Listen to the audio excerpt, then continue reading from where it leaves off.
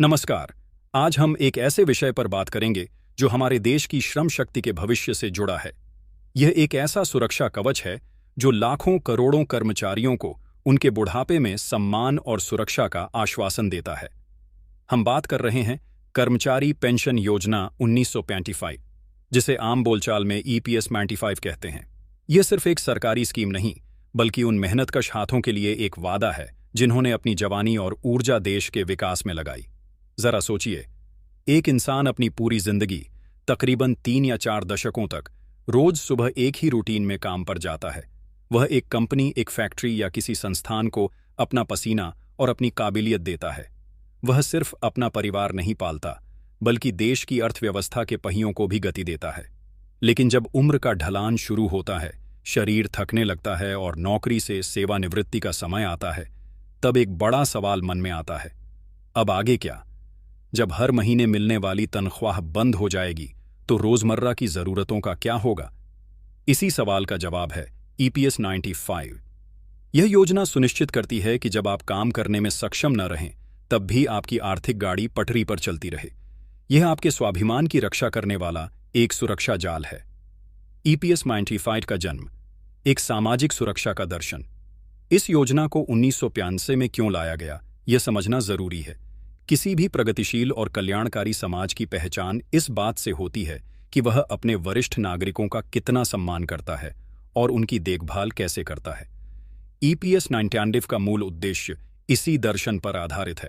पहला और सबसे महत्वपूर्ण उद्देश्य है सेवानिवृत्ति के बाद एक नियमित आय प्रदान करना। यह एक ऐसा तंत्र है जो सुनिश्चित करता है कि नौकरी खत्म होने के बाद भी एक छोटा लेकिन स्थिर आर्थिक सहारा बना रहे। यह आय बुनियादी जरूरतों को पूरा करने में मदद करती है, जिससे बुढ़ापे में आर्थिक तंगी का सामना नहीं करना पड़ता। दूसरा बड़ा उद्देश्य है परिवार को सामाजिक सुरक्षा देना। जीवन अनिश्चितताओं से भरा है। अगर किसी कर्मचारी की सेवाकाल के दौरान या पेंशन शुरू होने के बाद मृत्यु हो जाती है, तो उसके परिवार का क्या होगा? यह योजना इस मुश्किल घड़ी में उनके साथ खड़ी रहती है। कर्मचारी के जीवन साथी, पति या पत्नी और उनके बच्चों को भी पेंशन का लाभ मिलता है। यह प्रावधान उस परिवार के लिए एक बहुत बड़ा आर्थिक और भावनात्मक सहारा होता है। तीसरा उद्देश्य है समाज में आर्थिक संतुलन बनाना। यह योजना विशेष रूप से संगठित क्षेत्र के उन कर्मचारियों पर केंद्रित है जिनका वेतन एक निर्धारित सीमा के भीतर होता है। इसका लक्ष्य यह सुनिश्चित करना है कि कम आय वर्ग के लोग भी सम्मानजनक बुढ़ापा जी सकें। यह आर्थिक असमानता की खाई को कुछ हद तक पाटने का प्रयास है। और चौथा उद्देश्य है बुढ़ापे की चिंताओं को कम करना। जब किसी व्यक्ति को यह पता होता है कि सेवानिवृत्ति के बाद भी उसके पास एक आय का साधन रहेगा, तो वह भविष्य की चिंता से मुक्त होकर अपने काम पर बेहतर ध्यान दे पाता है। यह मानसिक शांति देता है और जीवन को बेहतर तरीके से जीने का आत्मविश्वास प्रदान करता है। पात्रता की शर्तें, कौन बन सकता है इसका हिस्सा? अब सवाल यह उठता है कि इस महत्वपूर्ण योजना का हिस्सा कौन बन सकता है। इसके लिए कुछ बुनियादी शर्तें हैं जिन्हें हर कर्मचारी को जानना चाहिए। पहली और सबसे जरूरी शर्त है कि आप संगठित क्षेत्र के कर्मचारी हों और आपका भविष्य निधि पीएफ कटता हो। इसका मतलब है कि जिस भी संस्थान में 20 या उससे अधिक कर्मचारी काम करते हैं, वह कानूनी रूप से ईपीएफ और एमपी एक्ट के दायरे में आता है और उसके कर्मचारी इस योजना के पात्र होते हैं। पात्रता के लिए कुछ और भी महत्वपूर्ण बातें हैं। जब कोई कर्मचारी नौकरी शुरू करता है, तो उसकी उम्र 78 वर्ष से कम होनी चाहिए, ताकि वह इस पेंशन योजना का सदस्य बन सके। इसके अलावा कर्मचारी का वेतन, जिसमें मूल वेतन और महंगाई भत्ता शामिल है, एक निर्धारित सीमा के भीतर होना चाहिए, ताकि वह पीएफ और ईपीएस के दायरे में आ सके। वर्तमान में यह सीमा 15,000 रुपये प्रतिमाह है। सबसे अहम बात यह है कि कर्मचारी और नियोक्ता, आपकी कंपनी, दोनों का योगदान आपके पीएफ खाते में नियमित रूप से जमा होना चाहिए। यह सुनिश्चित करना आपकी जिम्मेदारी है कि आपकी कंपनी इस नियम का पालन कर रही है। पेंशन कब और कैसे मिलेगी?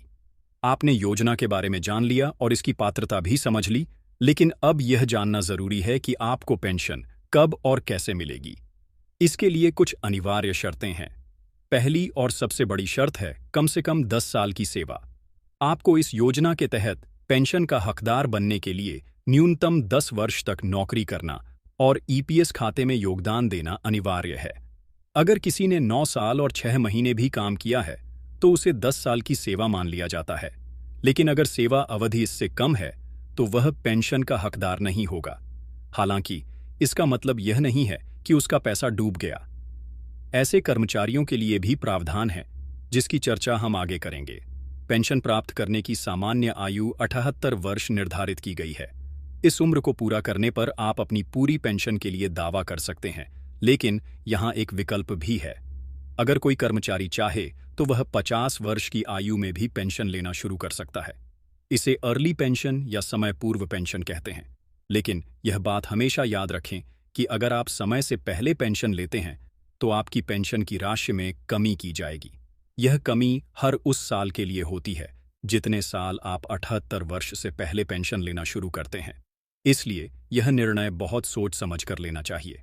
पारिवारिक सुरक्षा एक अटूट सुरक्षा कवच। जैसा कि हमने पहले बताया, यह योजना सिर्फ कर्मचारी तक ही सीमित नहीं है, बल्कि उसके परिवार के लिए भी एक मजबूत सुरक्षा कवच का काम करती है। यदि किसी कर्मचारी की दुर्भाग्यवश मृत्यु हो जाती है तो उसका जीवन साथी, पति या पत्नी और उसके बच्चे पेंशन पाने के पात्र होते हैं। बच्चों को यह पेंशन 25 वर्ष की आयु तक मिलती है। यह प्रावधान इस योजना को एक पूर्ण सामाजिक सुरक्षा का दर्जा देता है। कुछ और खास बातें, स्कीम सर्टिफिकेट और बोनस। यहाँ कुछ और महत्वपूर्ण बातें हैं जिन पर ध्यान देना जरूरी है। मान लीजिए किसी कर्मचारी ने 12 साल नौकरी की और फिर नौकरी छोड़ दी। उसकी उम्र अभी सिर्फ 35 साल है। अब उसे पेंशन तो 78 साल की उम्र में ही मिलेगी। तो इन बीच के वर्षों का क्या होगा? ऐसी स्थिति के लिए एक बहुत ही महत्वपूर्ण दस्तावेज है जिसे स्कीम सर्टिफिकेट कहते हैं। वह कर्मचारी ईपीएफओ से यह सर्टिफिकेट ले सकता है। यह सर्टिफिकेट इस बात का प्रमाण है कि उसने 10 साल से अधिक की सेवा पूरी कर ली है और वह पेंशन का हकदार है। जब वह 78 वर्ष का होगा तो इसी स्कीम सर्टिफिकेट के आधार पर अपनी पेंशन के लिए दावा कर सकता है। अगर वह कोई नई नौकरी ज्वाइन करता है तो इस सर्टिफिकेट को वहां जमा करके अपनी पेंशन सेवा को आगे भी जारी रख सकता है। एक और दिलचस्प लाभ उन कर्मचारियों को मिलता है जिन्होंने लंबी अवधि तक सेवा की है। अगर किसी कर्मचारी ने 20 साल से ज्यादा की सेवा पूरी कर ली है तो उसकी पेंशन की गणना करते समय उसे 2 साल का अतिरिक्त बोनस दिया जाता है। यानी अगर आपने 21 साल काम किया है तो आपकी पेंशन 23 साल की सेवा के आधार पर बनेगी। यह लंबी और निष्ठावान सेवा के लिए एक पुरस्कार की तरह है। वित्तीय संरचना, पैसा कहाँ से आता है? अब आते हैं उस सवाल पर जो हर किसी के मन में होता है। आखिर इस पेंशन योजना के लिए पैसा कहाँ से आता है? क्या यह पूरी तरह से सरकार देती है? जवाब है नहीं। इस योजना की वित्तीय संरचना कर्मचारी और नियोक्ता के योगदान पर आधारित है, जिसे बहुत ही व्यवस्थित तरीके से प्रबंधित किया जाता है। इसे समझने के लिए आपको पहले भविष्य निधि पीएफ के गणित को समझना होगा। नियम के अनुसार हर महीने कर्मचारी के मूल वेतन और महंगाई भत्ते का 12% हिस्सा उसके पीएफ खाते में जमा होता है।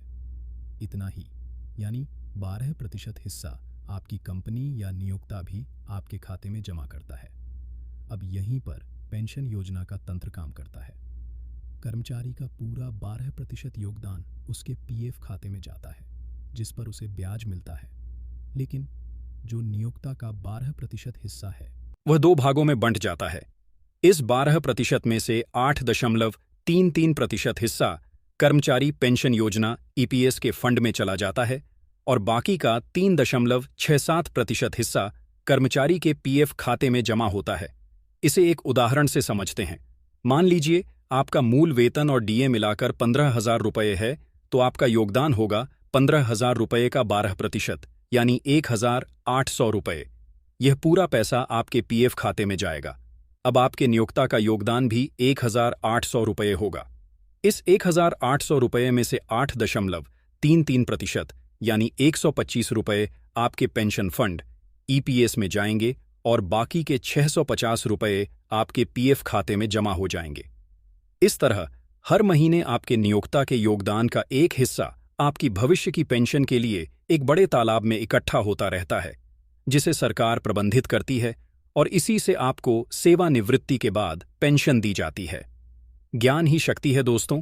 हमने EPS 95 के परिचय, उसके उद्देश्यों, पात्रता की शर्तों और उसके वित्तीय मॉडल को विस्तार से समझा है।